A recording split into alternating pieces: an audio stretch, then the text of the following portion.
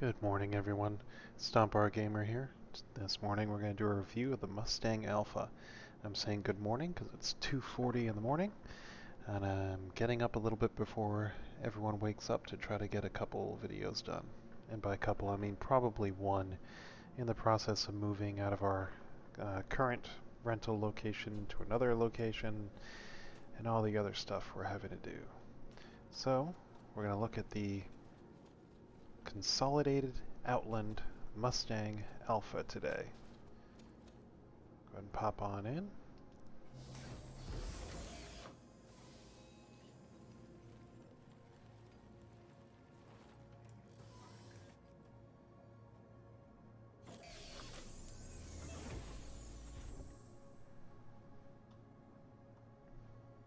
Welcome.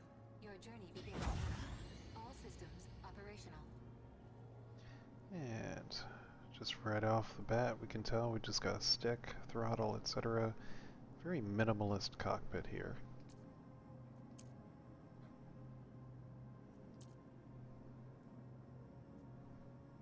You are clear to launch.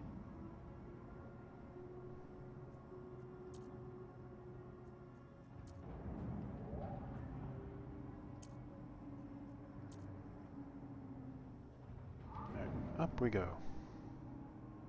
Launch complete.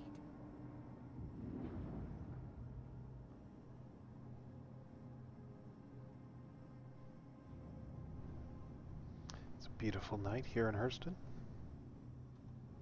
Up comes the gear.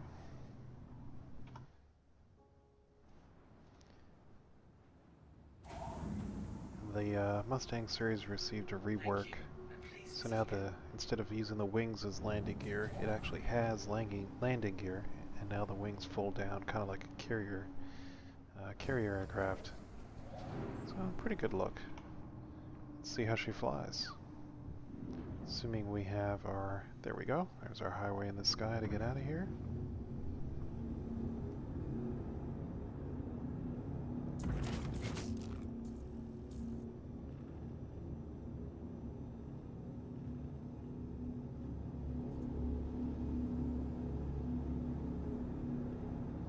Use the exit here to go ahead and get up to speed and see what the top speed is.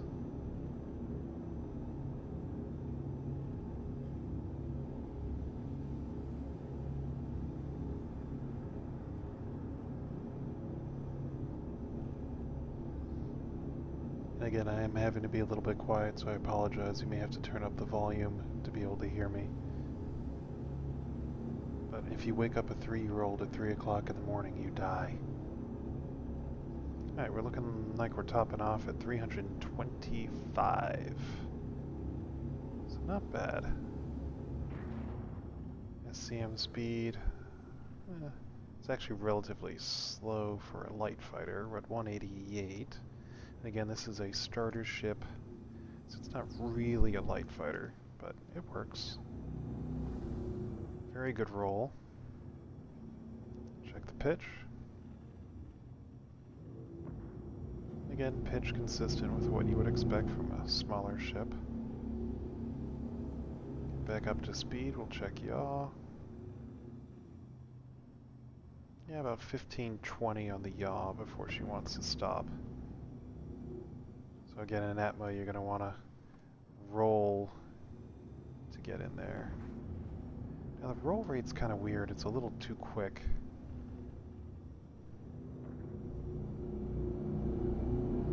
I know you're probably laughing, roll rate too quick. The reason I say that is I'm having to use rapid roll, kind of twists of my stick rather than just putting it in there, because she's kind of twitchy. So if I just put in roll, I overpass it. So, oh, that's an interesting green glitch there. Don't know what's going on with that. So you kind of have to play with your roll a little bit. I mean, you probably get used to it. If this is your only ship, you're going to know how much to use. You can adjust your dead zones, etc. We'll head down to a lower level here, see if the lights actually work. They do. Good. And of course, a little bit of a dust storm. Because Lorville.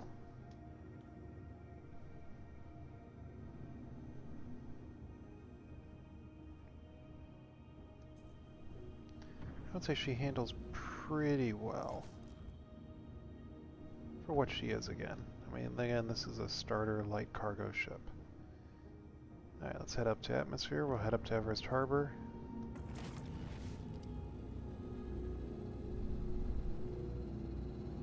So again, we're seeing performance on par with a light fighter.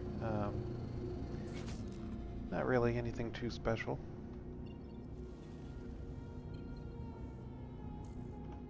And you would expect with the appearance of this ship that it would do well in atmosphere, and it does. You know, you've got wings, you've got big old engines, you know, so she should fly pretty well.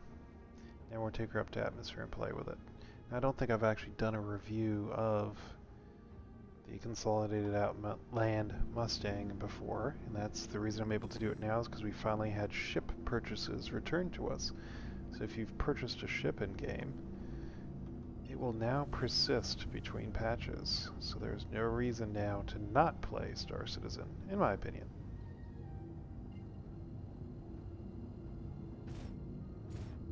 Oh, look at the cute little guns. Quantum travel engaged.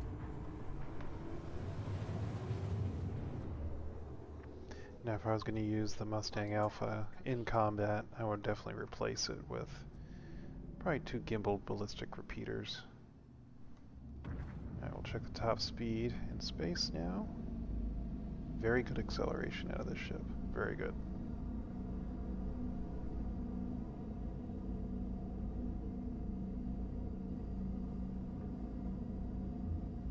Alright, so top speed's slower than, you know, an Arrow or a Gladius, but it's still pretty quick at 1160. So you'll be able to catch up to a, you know, a Freelancer or a Cutlass. But not much else. It's not super fast for a light fighter. We'll check the decel.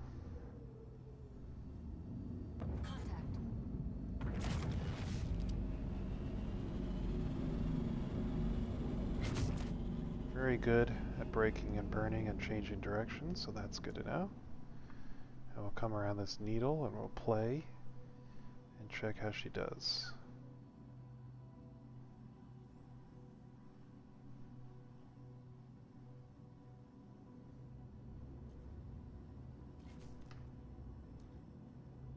So basically we just put the speed limiter on SCM, and we will pitch.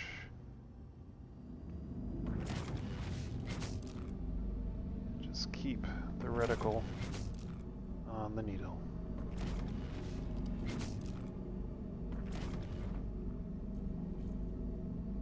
So she does very good in that aspect.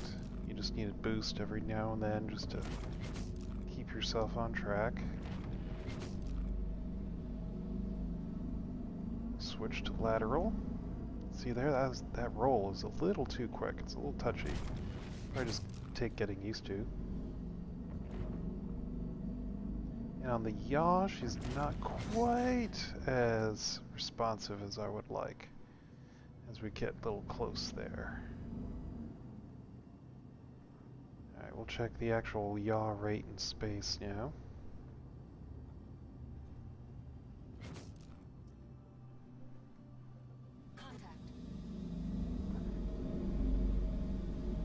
Yeah, the yaw's slower than I would expect for a smaller ship.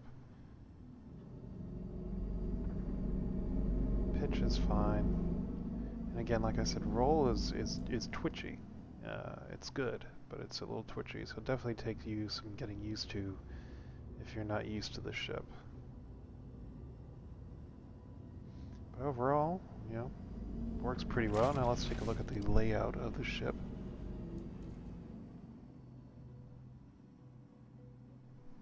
Let's take a look around here. So there's that annoying light inside the cockpit. That's pretty bright. Alright, so we're seeing...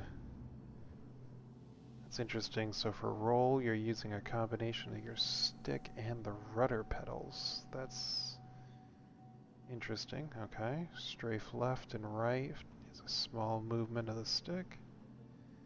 And then we'll take a look at pitch. Pitch is obviously pull, push like you would expect, and then yaw is twisting of this stick. Okay. So, again, we're seeing a control style like you would expect from most of the ships we've been seeing in the game so far. And the MFD layout is usable. It's not ideal. You really only have 2 usable MFDs with this current field of view.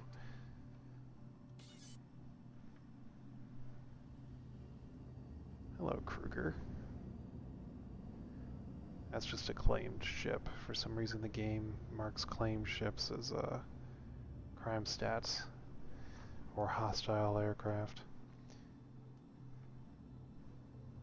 I do like the look ahead feature. But anyway, you know, I would say overall she's a good ship. I do wish the MFDs were laid out a little bit differently. It is kind of hard to see them all since you have these 2 at the bottom. You have to pan down. So if you're using head tracking, it's not a big deal. You can look down to your MFDs. But otherwise, you really only have 2 in the top third of the other 2 that you can use. So I would definitely recommend using head tracking, of course. I intend to get, you know, once the game is released, whatever the final version of head tracking is, getting that. Hope you guys enjoyed this relatively short review.